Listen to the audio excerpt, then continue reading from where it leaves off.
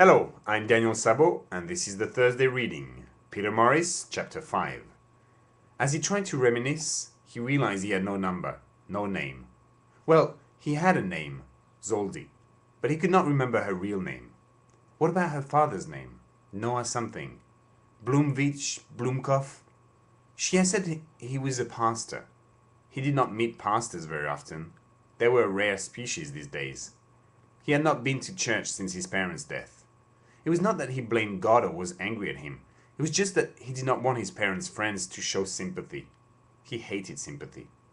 He knew it was stupid, as he often would have liked to feel more sympathy, or rather compassion for people, but he rarely managed. To feel compassion, one needed to be similar, or at least that's how he understood that word. To be able to suffer with someone, one needed to have been through the same thing. Blavirnikov! Yes, Blavirnikov! He had remembered. For once, he knew what he was going to do next. Once home, he would look up the name in the phone book. There should not be too many Blavirnikovs. He would call her and courageously ask her to... To do what? He was not going to ask her to marry him. Not yet, anyway. What could he ask her to do? He liked the movies, but he liked them old and alone. He could always ask her for coffee. Apparently, people did that a lot. He did not go to cafes and did not drink coffee, but he could always learn. He started walking faster. He was not far from home. He had a plan and was eager to execute it. As soon as he arrived, he opened the fat phone book, found the number straight away and dialed it. He had always been quite proud of his memory. Who else would have remembered such a difficult name? What was he going to say, though? Hello? Noah speaking. Oh, hello. My name is Peter Morris. Good name. Mine is Noah Blavirnikov. Are you advertising anything? I'm a pastor, so I have no money to invest or to buy anything you might want to sell. The voice at the other end was joyful and playful, confident and direct. Everything that Peter Morris was not. No, I am not a salesman. I was wondering if I could talk to... Yes? Well... A pastor. You're doing that right now. How can I help you? Are you a member of our congregation? Not really. Well, if you want to talk to a pastor, why don't you come to church on Sunday? I'll be happy to meet you. The address is in the phone book, Metropolitan Church. Come and talk to me and we'll arrange a meeting next week. Oh, it should not be necessary. I just want to talk a little bit. Very well. We'll talk a little bit, Peter, and even a lot if you want. I'm looking forward to it. Me too. Thank you. All right, Peter. See you on Sunday then. Peter Morris had just failed miserably. Noah seemed really nice, though. He had a similar bantering voice to Zoldy.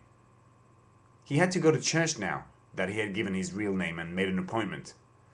But what would Zoldy think if she found out? Was he going to mess up again? What was he going to talk about with Noah?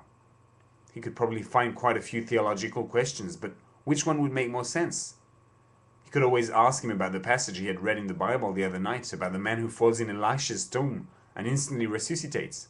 Was it a metaphor? Was it a prophecy related to the resurrection of Christ? Who would call a pastor to ask such a question? No, he needed to find a better question for Noah. Zoldy had said Noah had Jewish parents. Could he still be Jewish then, if he was a pastor? Was he a Jew for Jesus?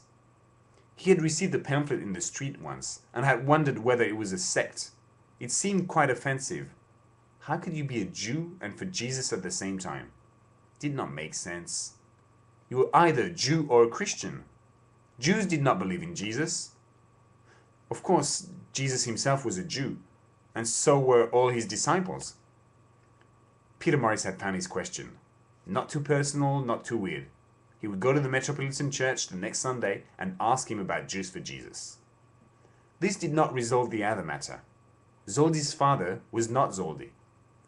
Peter sat in his favorite armchair, an old black leather armchair that reclined when he fell back. He had found it in the street like most of his furniture.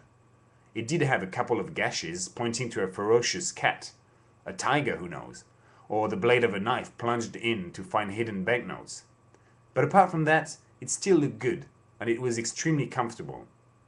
He thought about Zoldy's freedom and the freedom of her words. He was free only in front of his large canvases. What he had to say to life and to people, he said it there in the silence of his brushes.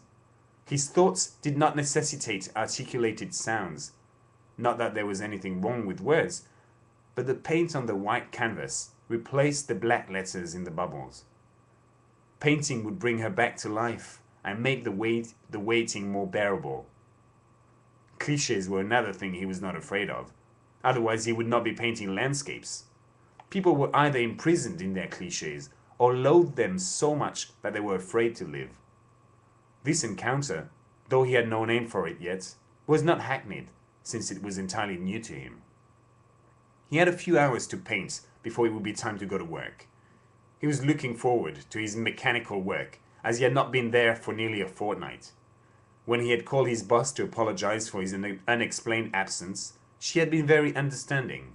She had seemed almost more concerned about him than about the complete irresponsibility of his absence.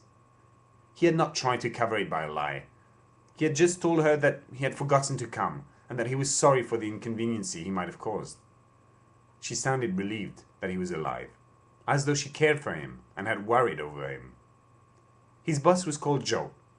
She had known him for over 2 years, and yet it seemed as though she knew nothing about him, and he certainly knew nothing about her. Zoldy had talked to him for an hour at most, and he felt almost quite naked in her presence. Good naked, though, not the shameful kind. Nonetheless, he was touched by Joe's concern. Yes, he was definitely looking forward to work.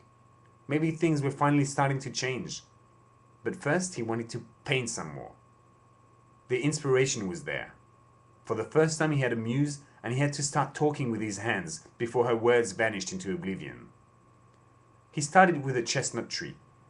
Trees were quite easy for him. Rocks were certainly much harder. Under the tree, walking slowly, was the lean figure of a woman clad in a dark purple dress, reminiscent of the 1920s.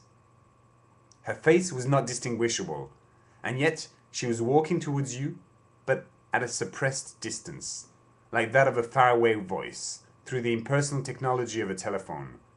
Not too distant to be absent, but not close enough to be present. Her gait was elegant. Her red handbag seemed to be held by the tip of her fingers. She knew she was being observed, but did not mind it. The end of the day yellow sky lent to the scene a sad touch. The crows were silent out of respect. They too were watching her. The path she trod softly upon was dark and straight. There was no meandering for this woman. She knew where she was going, and there was no stopping her. Peter Morris worked a little longer on the large trunk of the chestnut tree.